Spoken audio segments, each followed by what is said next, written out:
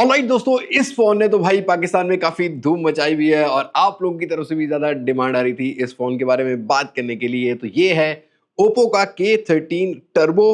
Finally मेरे पास आ गया है। ऑफिशियल पीडीएफ कितने का पड़ता है, फोन का एक्सपीरियंस क्या है और क्या ये सीरीज पाकिस्तान में आएगी कि नहीं आएगी, सभी कुछ आज की वीडियो में कवर करते हैं। तो सबसे पहले हम करते हैं इस फोन की अनबॉक्सिंग। भाई इस तरह से बॉक्स मिलता है, बट याद रखना ये चाइनीज वेरिएंट है। यहाँ बॉक्स को ओपन करते ही आपको डिवाइस मिल जाएगी, एक 80 वॉट का चार्जर मिल जाता है, सिम इजेक्टर टूल मिल जाता है और एक कवर भी आता है। और उसके साथ साथ यहाँ पर आपको एक एक्स्ट्रा ब्रश मिलता है। क्यों मिलता है आगे चल के उसकी बात करते हैं। तो भाई कवर की अगर बात करते हैं तो कलर मिलता जुलता लाइक टीपीयू केस है, जिसके बैक साइड पर वही डिजाइन है जो कि इस फोन की बैक साइड पे डिजाइन देखने को मिलता है। और मुझे वैसे कवर अच्छा देखने को मिला है। लाइक इस तरह के फोन हम जब बाय करते हैं ना तो ऑफलाइन मार्केट में फॉरन से कवर्स नहीं मिल रहे होते, तो वो चीज मिल रही होती है।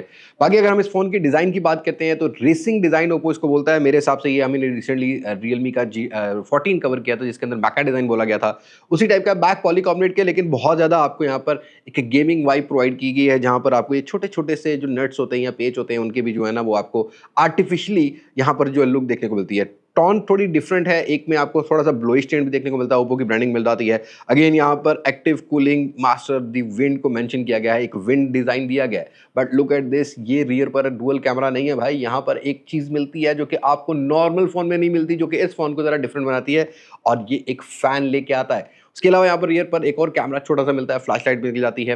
फोन का जो फ्रेम है ये भी प्लास्टिक बिल्ड क्वालिटी के साथ आता है, लेकिन ढेरों पोर्ट्स लेके आता है। लाइक अगर आप बॉटम की साइड पे देखोगे तो एक माइक, एक सिम ट्रे और साथ के साथ जो है ना टाइप सी कनेक्टिविटी मिलती है, एक स्पीकर ग्रिल मिलती है। दूसरी साइड पे देखोगे ऑन ऑफ की, वॉल्यूम रॉकर कीज, और इसका यहाँ पर आपको जो फैन मिलता है उसका फैन आउटलेट मिलता है। ऊपर की साइड पर दो माइक्स दिए गए, एक नॉइस कैंसिलेशन माइक है, अगेन यहाँ पर एक आईआर ब्लास्टर भी आता है, और एक आपको यहाँ पर स्पीकर ग्रिल देखने को मिलती है। और जो तीसरी साइड आती है भाई यहाँ पर, उसमें भी आपको माइक मिल रहा है। मतलब ये phone proper active noise cancellation वाले माइक्स लेके आता है। If you are a gamer जो कि हैंड्स फ्री नहीं यूज करता, वो अगर इससे गेमिंग करता है तो माइक की क्वालिटी यहाँ पर बेटर देखने को मिलेगी। बाकी यहाँ पर रेटिंग की बात करते हैं, देखो एक फिजिकल फैन दिया गया है, तो आपको यहाँ पर डस्ट रेजिस्टेंस नहीं मिलेगी। बाकी आईपी रेटिंग ये लेके आता है, जैसा कि IPX6, IPX8 और IPX9 की ये रेटिंग ऑफर करता है। वेट अराउंड 210 का मिलता है, और थिकनेस जो है वो 7.3 mm के अराउंड आपको मिलेगी। जब कवर लगाओगे थोड़ी ज्यादा हो जाती है। ओवरऑल एक चंकी बड़ा फोन फील होने वाला है, बिकॉज यहाँ पर एक बड़ा डिस्प्ले भी आपको मिलता है जो कि गेमिंग के लिए ऑब्वियसली यहाँ पर प्रोवाइड किया गया है। लेकिन ये कोई LTPO पैनल नहीं है, ये नॉर्मली एक एमोलेड पैनल है जिसको LTPS पैनल बोला जाता है। 6.8 इंचेस का है, 120 हर्ट्ज का रिफ्रेश रेट लेके आता है, जैसा कि 60, 90, 120 हर्ट्ज का रिफ्रेश रेट आप यहाँ पर एंजॉय कर सकोगे। HDR10+ की सपोर्ट भी मिलती है। लेकिन अगर आप बेजल एक्सपीरियंस की बात करोगे तो 93% से ऊपर का स्क्रीन टू बॉडी रेशो ये फोन ऑफर करता है। डे लाइट की विजिबिलिटी भी बेटर है, इंडोर लाइट की विजिबिलिटी भी बेटर है, बट LTPO होता और ज्यादा चीजें बेहतर हो सकती थी। मतलब जो टच रिस्पॉन्स है वैसे इन्होंने मेंशन नहीं किया हुआ, लेकिन अगर आप गेमिंग फोन की बात करते हो ना तो आपको एक अच्छा खासा ये फोन टच रिस्पॉन्स ऑफर करने वाला है। बट ये जो चाइनीज वेरिएंट होती है नेटफ्लिक्स पर HDR की सपोर्ट नहीं ऑफर करते हैं। वैसे जो ग्लोबल वाला फोन है उसमें HDR और डॉल्बी विजन की भी सपोर्ट आती है, क्योंकि चाइना में तो भाई नेटफ्लिक्स बैन तो आपको थर्ड पार्टी ऐप यूज करनी पड़ती है। तो ये वाला फोन उस तरीके से वो चीज सपोर्ट नहीं करता है। बाकी हमने जो डिस्प्ले एक्सपीरियंस किया है, जो कलर्स आर वेरी गुड, और थोड़े पंची कलर प्रोवाइड करता है, क्योंकि गेमिंग में थोड़े से आपको पंची वाले कलर मिलते हो तो आप ज्यादा बेटर गेमिंग कर सकते हो। अब गेमिंग की बात की है तो इस फोन के हार्डवेयर को हम लोग यहाँ पर स्किप नहीं कर सकते हैं, because this is one of the flagship killer device आप बोल सकते हो। लाइक स्नैपड्रैगन 8S Gen 4 मिलता है, LPDDR5X आता है, UFS 4.0 का स्टोरेज आता है, 3.21 गीगाहर्ट्ज की क्लॉक स्पीड है, और Adreno 825 का GPU है जो कि बेंचमार्क स्कोर्स 2 मिलियन से ऊपर हिट करता है। कलर OS के साथ आता है, अपडेट 2-3 साल की मिल जाएंगी, Android 15 के साथ आता है। लेकिन भाई इसकी खास वजह क्या है? एक तो ये फिजिकल फैन लेके आता है जो कि इसको ठंडा रखने वाला है फोन को। उसके साथ साथ इस फैन की स्पीड 18,000 का RPM ऑफर करता है। अभी मैं इसको एक्सपीरियंस करता हूं। लेकिन भाई यहाँ पर सिर्फ फैन पे रिलाई नहीं किया गया, आपको यहाँ पर बकायदा लिक्विड कूलिंग 7000 mm का वेपर चैम्बर और यहाँ पर 19,000 mm का एक स्क्वायर ग्राफिक लेयर भी लगाया गया है, जो कि नॉर्मल एक गेमिंग फोन के अंदर इस फोन को ठंडा रखने में काम करता है। और अगर आप गेमिंग करना चाहते हो, PUBG जैसी गेम खेलते हो, 120 FPS की सपोर्ट मिलती है और काफी तगड़ा गेम प्ले ये फोन ऑफर करता है। थोड़े से एग्जॉस्ट की बात कर लेते हैं। अब ये जो एग्जॉस्ट है ये फिजिकल दिया गया, डस्ट प्रूफ नहीं है। इसके अंदर जो ब्रश मिलता है उससे आप इसको साफ भी कर सकते हो, बकायदा साथ दिया गया है। उसके साथ साथ ही यहाँ पर इस एग्जॉस्ट के साथ जो फैन दिया गया है इसके साथ आपको RGB लाइट मिलती है, जिसमें 8 एक कलर आपको RGB कलर्स मिल जाते हैं नोटिफिकेशन के लिए, गेमिंग के लिए। और जैसे ही आप इस फोन के ऊपर लोड डालते हो ये फैन चलता है, और लिटरली इसकी थ्रो इतनी है, ये ब्लो ऐसा करता है लाइक गर्मियों में अगर आपने थोड़ा बहुत फेस को भी हवा देनी हो तो वो भी आप दे सकते हो। और वैसे कैंडल वगैरह भी बर्थडे पे बुझानी हो तो डेफिनेटली फूँक मारने की ज़रूरत नहीं है, आपके पास ये वाला फ़ोन है तो आप उससे भी बुझा सकते हो। तो ठीक-ठाक यहाँ पर इस फ़ोन की थ्रो मिलती है और मैं ये कहूँगा कि एक्चुअली में येस, डेफिनेटली जो गेमिंग फ़ोन होते हैं उनके लिए ये चीज़ रिक्वायर्ड है कि उनके अंदर कूलिंग सिस्टम को और ज़्यादा बेहतर किया जा सकता है। तो गेमिंग के हिसाब से, परफॉर्मेंस के हिसाब से अनडाउटली यहाँ पर कोई कॉम्प्रोमाइज़ नहीं मिलेगा। लेकिन कैमरा की बात करते हैं। अब देखो भाई, कैमरा में जो गेमिंग फ़ोन होते हैं ना, वो इतने कोई अच्छे कैमरा फ़ोन्स नहीं होते हैं। लेकिन ये फ़ोन रियर साइड से 4K 60 एफपीएस तक की वीडियो रिकॉर्ड कर लेता है। 50 मेगापिक्सल ऑप्टिकल इमेज स्टेबलाइजेशन और 2 मेगापिक्सल का एक मोनोक्रोम सेंसर मिलता है। फ्रंट साइड पर 16 मेगापिक्सल है। फ्रंट बैक से बुके भी अच्छी रिकॉर्ड कर सकता है। बट मैं ये कहूँगा कि गेमिंग फ़ोन के हिसाब से अगर मैं इसको रिव्यू करता हूँ ना, तो उनसे थोड़ा बेटर ही वीडियोज़ को रिकॉर्ड कर पाता है। इवन अगर आप स्किन टोन देखोगे तो बहुत सारी कंडीशन में स्किन टोन्स भी बेटर जो है वो रिकॉर्ड कर सकता है।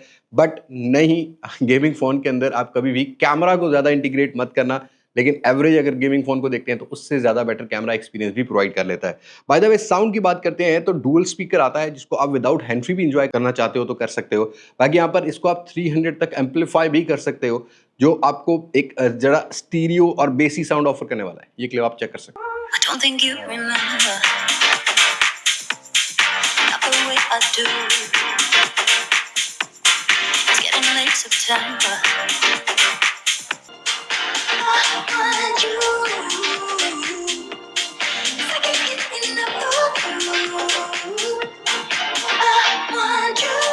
और दोस्तों, इस फ़ोन के अंदर बहुत सारे एआई फीचर्स भी मिलेंगे, लेकिन उसके लिए आपको ओप्पो का चाइनीज़ जो इनका अपना ऐप है उसके ऊपर आईडी बनाना पड़ेगा ओप्पो का। उसके बाद आप उसको एक्सेस कर सकोगे, जैसा कि एआई अनब्लर है, सर्कल टू सर्च है, इनका असिस्टेंस है, बाकी एआई ट्रांसलेशन है, वो सारी चीज़ें आपको मिल जाती हैं। जैसे कि रिफ्लेक्शन भी रिमूव करना हो तो वो भी मिल जाएगा। ग्लोबल में ये चीज़ इतनी नहीं होती है आईडी वाईडी वाला सीन, लेकिन आपको चाइनीज़ वेरिएंट लेते हुए ये काम करना पड़ेगा। बाकी एक चीज़ मैंने नोटिस की है कि इनका जो गेमिंग लॉन्चर है उसके अंदर बहुत सारी कस्टमाइजेशन दे दी है। जैसा कि गेम लॉन्च करते हैं तो साउंड साइलेंट आएगा, वो चीज़ हमें इस फ़ोन में देखने को मिली है। तो kind of a good thing, not bad, but actually में क्या चीज़ जो है इसको ज़्यादा बेटर और बनाती है, वो है इस फ़ोन की बैटरी, जो कि 7000 mAh की है और 80 वॉट की ये सुपर वूक चार्जिंग के साथ आता है। बाईपास चार्जिंग तक की भी सपोर्ट मिलती है। बाईपास चार्जिंग मीन्स कि अगर आप गेमिंग करना चाहते हो, डायरेक्ट चार्जर को प्लग करके यहाँ पर आप वो भी कर सकोगे। और कुछ और चीज़ें मिसिंग भी हैं, जैसा कि पाकिस्तान में एनएफसी प्रॉपर नहीं चलेगा। बैंक ऐप्स का थोड़ा-सा चाइनीज़ वेरिएंट में मसला आता है। तो ओवरऑल ये चीज़ें देख के लेना, आप लोगों की तरफ से बहुत ज़्यादा डिमांड आ रही थी इस फ़ोन के बारे में। तो मैं अपने ओपिनियन की बात करता हूँ कि अगर ग्लोबल लॉन्च होता, पाकिस्तान में आता, डेफिनिटली 1,20,30 हज़ार रुपए तक अगर ये रिटेल प्राइस में भी होता, तो one of the fastest chipset, even मैं 1.5 लाख रुपए तक भी बेयर कर सकता हूँ। स्नैपड्रैगन 8s Gen 4, एक फिजिकल जो है वो हमें यहाँ पर जो एग्जॉस्ट है वो मिल रहा है, एक फ़ैन मिल रहा है जो कि इसको ठंडा भी रखता है, बहुत सारी चीज़ें बेटर भी की गई हैं। और हाँ, प्लास्टिक बिल्ड बनाने का मकसद भी यही है कि भाई ज़्यादा फ़ोन ओवरहीट ना हो। लेकिन पाकिस्तान में इसकी नॉन बीटीए की प्राइस 1 लाख रुपया बॉक्स पैक और 90,000 रुपया किट फ़ोन की मांगी जा रही है। हमने जो इसका टैक्स बना के देखा है वो आता है तकरीबन 80 से 90,000 रुपया। That mean it will cost you around 190 के, 1,80,000 से 90,000 रुपए तक इसकी वैल्यू बनती है, जो कि आज के टाइम में I will never recommend you. दो चीज़ों का कॉम्प्रोमाइज़ आपको बड़ा लगेगा, प्लास्टिक बिल्ड क्वालिटी, डिस्प्ले यहाँ पर एलटीपीएस पैनल है। और याद रखिएगा कि इससे कम कीमत में स्नैपड्रैगन 8 Gen 3 वाले फ़ोन आते हैं। पाकिस्तान में एस 5 है, जो है ये iQOO का Neo 10 है, वो ज़्यादा बेटर होंगे इससे, ठीक है। उनके अंदर आपको वैल्यू भी ज़रा कम पे करनी पड़ती है। हाँ, उनमें एग्जॉस्ट नहीं है, बट उनकी कैमराज इससे बेटर हैं। इवन उनकी गेमिंग भी आपको जो है ठीक देखने को मिलती है, तो ऐसा नहीं है। बट डेफिनेटली पाकिस्तान या ग्लोबल वेरिएंट का जब टैक्स बनेगा तब हम इसको ज़रूर करेंगे। पाकिस्तान में अगर लॉन्च होता है, ओप्पो को इस तरह की डिवाइसेस लानी चाहिए, क्योंकि आजकल गेमर्स के पास भी चॉइस होनी चाहिए। फिजिकल ट्रिगर थोड़े से मुझे मिसिंग नजर आए, लेकिन ओवरऑल फ़ोन के साथ मेरा कोई ऐसा एक्सपीरियंस नहीं है जिसको मैं बैड थिंग पे लेके जाऊंगा। बट सारी चीज़ें आके रुकती हैं पाकिस्तान में पैसों के पीछे, क्योंकि हम लोग पैसे पहले देखते हैं, बाद में प्रोडक्ट की वैल्यू देखते हैं। This is not recommend by my side. हाँ, एक्सपीरियंस के हिसाब से मुझे कोई डाउट नहीं है कि अगर 1,20,30 हज़ार रुपये में आता है तो one of the good gaming phone choice in Pakistani market. So आज की वीडियो में इतनी मुलाकात होगी नई वीडियो में, किसी नई अनबॉक्सिंग, किसी नए रिव्यू, किसी नए कंपैरिजन के साथ। तब तक मुझे दें इजाजत। मैं हूं लिबास मास्क से पाकिस्तान, अल्लाह हाफिज।